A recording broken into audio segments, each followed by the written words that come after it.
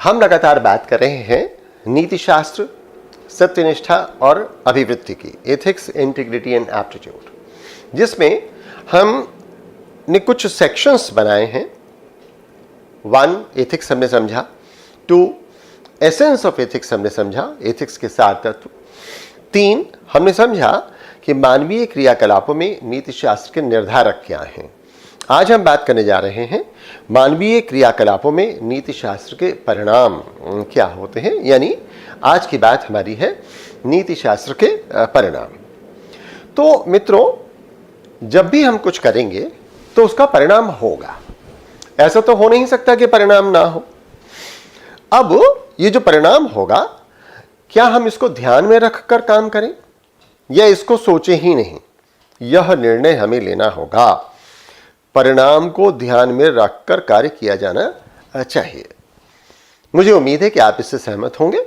यदि हमें यह नहीं भान है, यह हम नहीं समझ पा रहे हैं कि परिणाम क्या होगा, तो कार्य को मुझे नहीं लगता कि आरंभ करना चाहिए। हमें जो एक कहावत है कि begin with the and in mind, माने आप ये समझ पाए कि जो अंत में होगा वो क्या हो रहा है। Everything is created twice. जब भी कुछ चीज बनती है तो वो 2 बार बनती है। कैसे 2 बार बनती है? एक बार आपके मन में बनती है। आप फोटो भी खींच रहे होते हैं तो आप देखते हैं लेंस से कि अच्छा कैसी दिख रही है, कैसे दिख रहा है, कैसे दिख रहा है। और जब आपको लगता है कि हाँ ये वैसा दिख रहा है जिसको कैप्चर कर लेना चाहिए, हमारी स्मृति में हम इसको सजो के रख लें, तब आप क्लिक करते हैं। तो पहले आप उसकी परिकल्पना करते हैं, फिर देखते हैं कि ये परिकल्पना के अनुरूप है या नहीं, और यदि परिकल्पना के अनुरूप है तो आप उसको संजो लेते हैं, बना लेते हैं, क्लिक करते हैं। इसी तरह से मकान की बात करें हम, तो मकान भी ऐसे ही पहले नक्शा बनता है, फिर मकान बनता है। आप कुछ भी लिखने चलते हैं तो उसकी रूपरेखा पहले मन में आती है, तब आप उसका उत्तर लिखते हैं। यानी जब भी हम कुछ करते हैं तो परिणाम हमारे सामने कुछ होता है।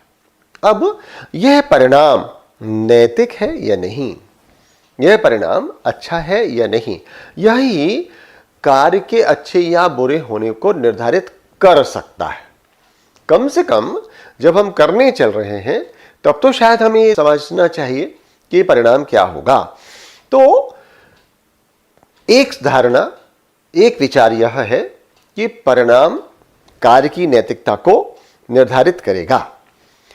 अब यहां यदि करने वाले को परिणाम का भान है, समझ में आ रहा है कि परिणाम कैसा होने वाला है या परिणाम कैसा होना चाहिए, तो फिर वह उत्तरदायी हो गया। मुझे मालूम है कि मैं मारूंगा तो व्यक्ति को चोट लगेगी, मुझे मालूम है कि मैं अपशब्द का प्रयोग करूंगा तो व्यक्ति आहत होगा, मुझे मालूम है कि मैं किसी से प्रेम से बोलूंगा तो वह प्रसन्न होगा।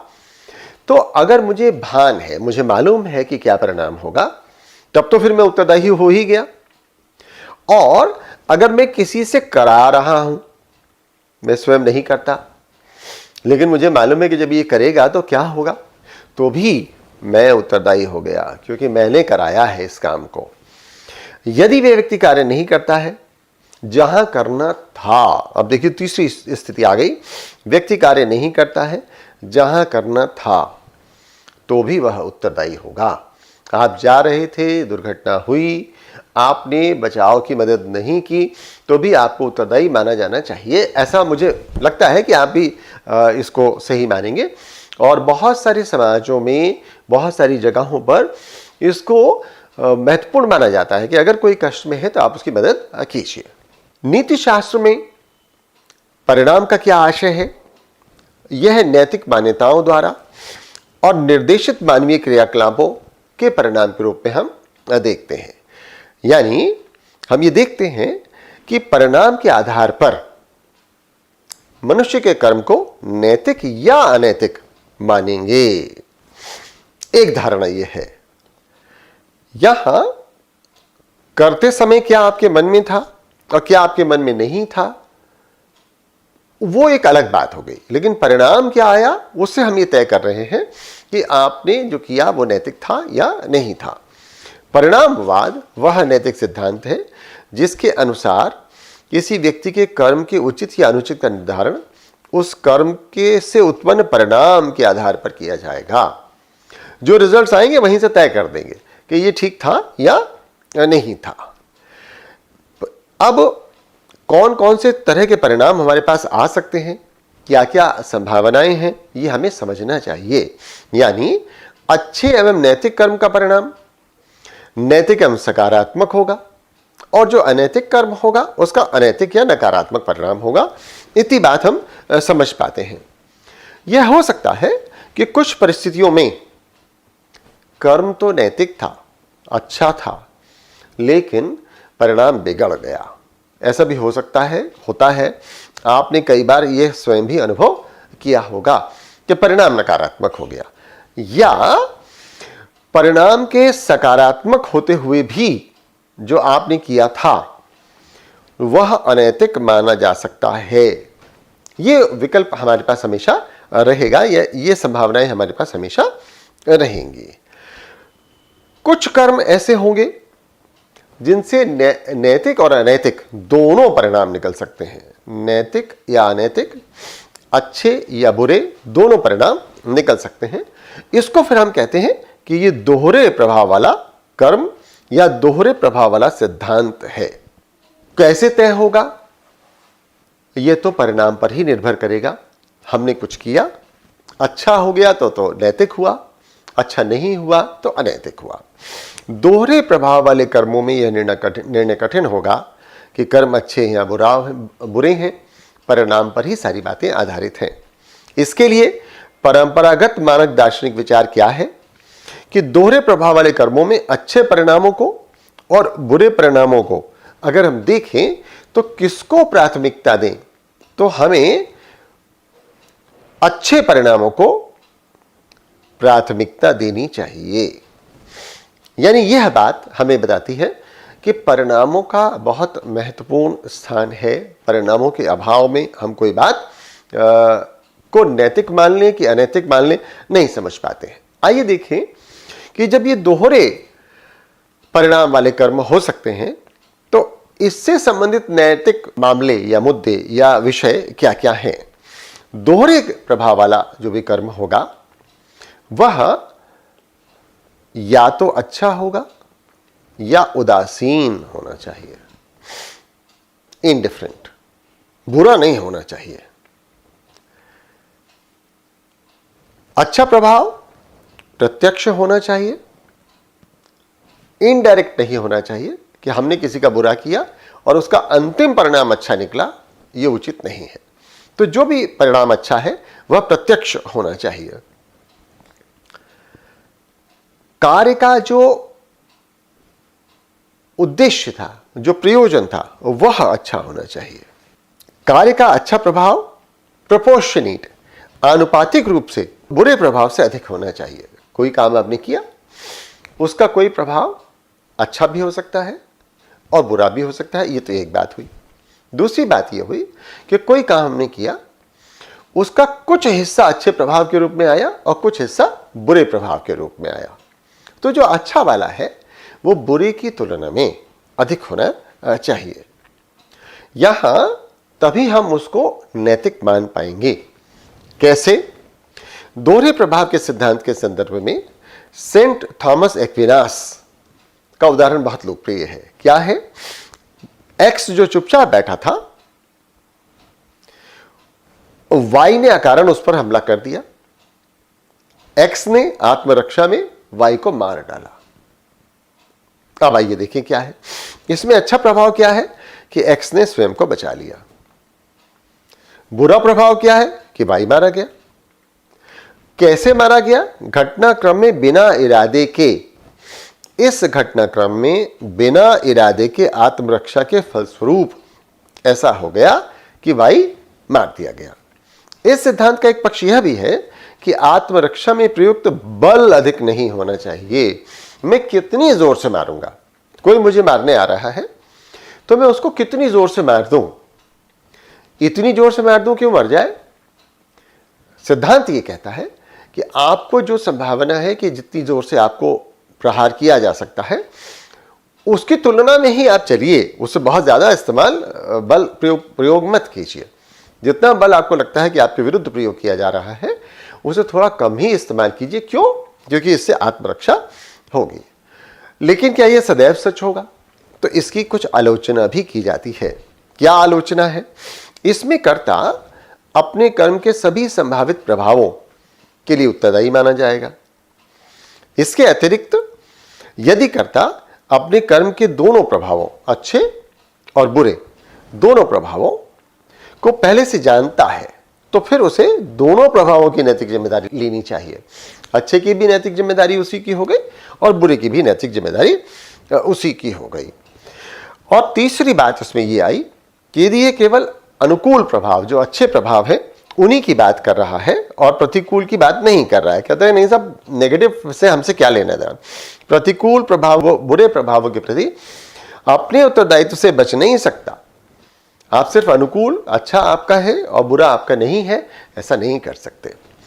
अब आइए देखें कि विभिन्न क्षेत्रों में मानवीय क्रियाकलापों में नीति शास्त्र के क्या परिणाम होते हैं। कौन कौन से क्षेत्र हैं? तो कुछ क्षेत्र हमने लिस्ट किए हैं। आपको पुस्तकों में कुछ और क्षेत्र भी मिल सकते हैं। सामाजिक क्षेत्र, राजनीतिक क्षेत्र, आर्थिक क्षेत्र, धार्मिक क्षेत्र, पर्यावरण से संबंधित पर्यावरणीय क्षेत्र और प्रशासनिक क्षेत्र। आप समझते हैं, ये बहुत सहज सिंपल बात है कि सामाजिक क्षेत्र में अगर आप नीति का प्रयोग करेंगे, आप नीति शास्त्र का अनुपालन करेंगे, आपके निर्णय नैतिक होंगे तो उनके सकारात्मक परिणाम आएंगे, और अगर नहीं ऐसा हो रहा होगा तो नकारात्मक परिणाम आएंगे। तो आइए देखें कि सामाजिक क्षेत्र में सकारात्मक परिणाम कौन कौन से हो सकते हैं। सद्भाव होगा, लिंग समानता होगी, इसके बाद समानता, स्वतंत्रता और न्याय की स्थापना होगी। सद्भाव हो गया, लिंग समानता हो गई, सामाजिक स्वतंत्रता मिली, समानता स्थापित हुई, न्याय मिला, सहिष्णुता और बंधुत्व की भावना भी होगी, कुरीतियां कम होंगी, उनका निवारण हो पाएगा। अब नकारात्मक क्या है? मान लीजिए कि आप के समाज में नैतिकता को महत्व नहीं दिया जा रहा है, तो फिर भेदभाव शुरू हो जाएगा, लिंग भेद होगा, जाति भेद होगा, अब बाल विवाह भी हो सकता है, नस्ल भेद होगा, भ्रूण हत्या होगी। आपने जीव को प्राथमिकता नहीं दी, अनैतिक नहीं माना भ्रूण हत्या को, तो फिर अनैतिक होने लगा। दहेज प्रथा बढ़ सकती है, बाल श्रम आ सकता है और यौन उत्पीड़न हो सकता है। इतनी बातें हुई दोस्तों सामाजिक सकारात्मक और नकारात्मक प्रभाव की। आइए देखें कि राजनीतिक क्षेत्र में सकारात्मक प्रभाव क्या होंगे। जब समाज, राजनेता, सामाजिक जीवन जीने वाले नैतिकता को प्राथमिकता देंगे तो क्या होगा? लोकतंत्र की स्थापना होगी, पंथ निरपेक्षता होगी, लोक कल्याणकारी राज्य की स्थापना होगी, स्वस्थ जनमत की स्थापना होगी, जन लोकपाल की युक्ति आएगी और लोकतांत्रिक मूल्यों का साकारीकरण हो पाएगा। हम समझ पाएंगे और देख पाएंगे, ऐसा व्यवहार में ला पाएंगे कि जो जनतंत्र की भावना है, लोकतंत्र की भावना है, वह चल रही है। अब अगर नहीं किया जा रहा है तो क्या होगा?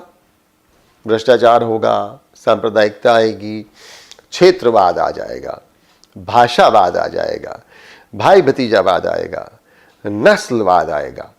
ओहो, एक वोट बैंक की राजनीति हो गई। पूरा देश पिछले 75 सालों से इसी को सुनता, समझता, देखता आ रहा है कि कुछ वोट बैंक की राजनीति होती है।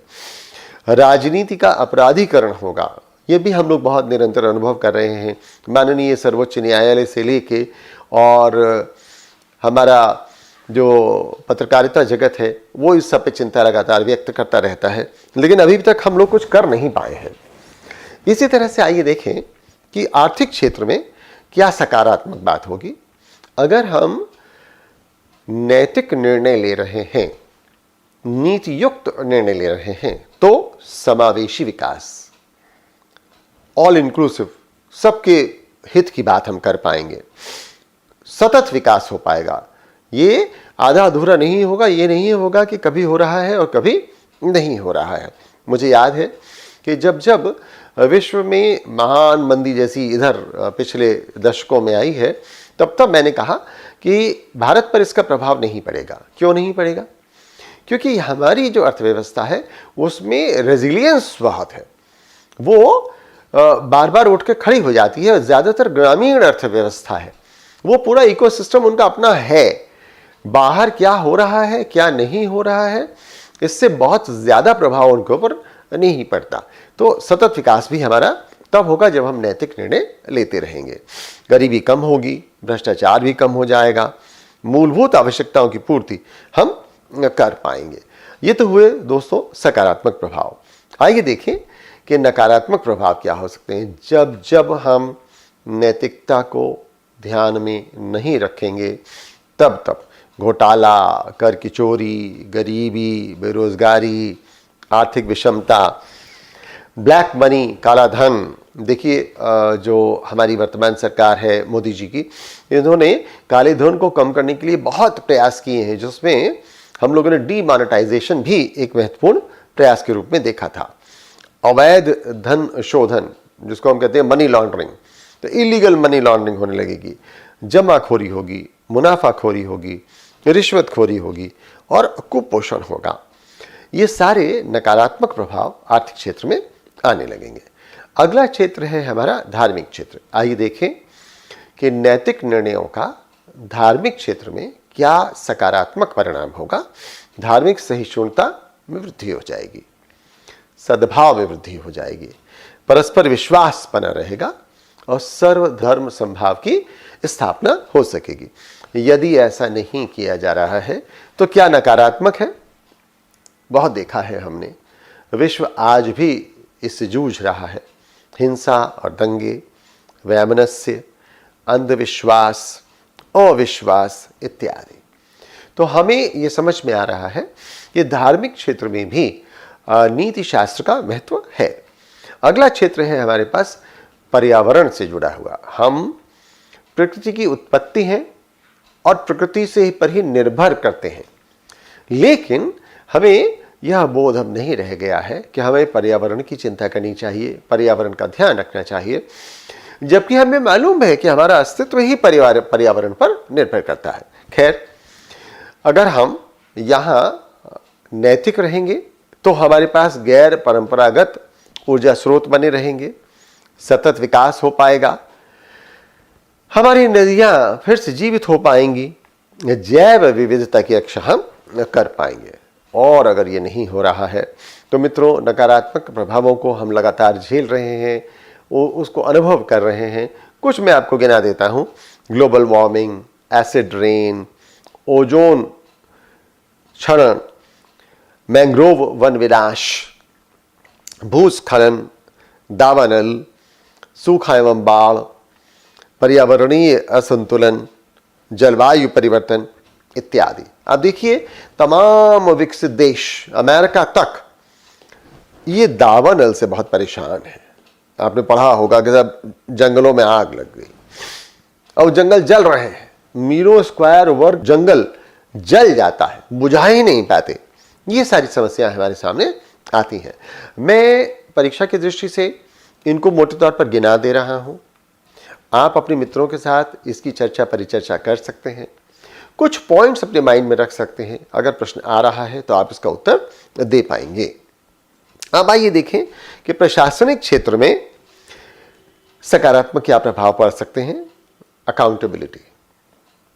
मैं प्रशासनिक अधिकारी की हैसियत से कोई भी निर्णय ले रहा हूं, अगर मैं नैतिक हूं, नैतिक निर्णयों की प्रक्रिया अपनाता हूं, नैतिकता मुझ में है, तो जवाबदेहिता मेरी लगातार बनी रहेगी, शासन बेहतर होगा, नैतिकता का शासन होगा और लोक निधि का सदुपयोग होगा, इनोवेशन होगा, नवाचार होगा, जो भी हमारी पॉलिसीज होंगी वो जन केंद्रित होंगी, इंटीग्रिटी, सत्यनिष्ठा बनी रहेगी, पारदर्शिता आएगी, भेदभाव नहीं होगा, गैर तरफदारी होगी, प्रशासन में सकारात्मक कार्य संस्कृति का विकास हो सकेगा। और अगर नैतिकता नहीं इसमें अपनाई जा रही है तो नकारात्मक परिणाम है। क्या? रेड टेपिज्म, लाल फीताशाही। आप और हम बहुत अच्छे से जानते हैं कि निर्णय हो ही नहीं रहे हैं, फाइल बंद पड़ी है। पक्षपातपूर्ण व्यवहार होगा, भेदभाव होगा, भ्रष्टाचार होगा, योजनाओं में डिले होगा। आप समझते हैं, बहुत चर्चा सब इसकी होती रहती है। मैं यहाँ इस लेक्चर में बहुत लंबी चौड़ी बातें नहीं कर रहा हूँ, लेकिन आप और मैं इसको बहुत समझते हैं कि जब भी योजनाओं के क्रियान्वयन में देरी होती है तो इसके क्या क्या परिणाम होते हैं। हम अपने दायित्वों से बचेंगे, उनसे बचने का प्रयास करेंगे और हमारी औपनिवेशिक मानसिकता होगी। इस तरह से मित्रों हम ये समझ पा रहे हैं कि नीति शास्त्र के परिणाम मानवीय क्रियाकलापों में क्या होंगे। नीति शास्त्र के जो परिणाम हमें समझने थे, जो हमारे सिलेबस का एक हिस्सा है, वो ये consequences of ethics in human actions. तो these are the consequences of ethics in human action. हमने मानवीय क्रियाकलापों में नीति शास्त्र के क्या परिणाम हैं, इनकी चर्चा की। अब अगले लेक्चर में हम करेंगे नीति शास्त्र के आयामों की चर्चा, dimensions of ethics. Thank you very much.